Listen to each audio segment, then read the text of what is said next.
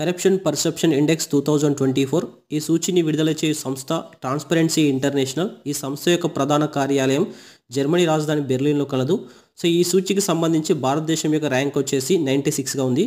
Top 5లో ఉన్నటువంటి దేశాల యొక్క వరుస క్రమం చూసుకున్నట్లయితే ఫస్ట్ ప్లేస్లో Denmark, second Finland, third New Zealand, fourth Norway, fifth Singapore countries ఉండడం జరిగింది.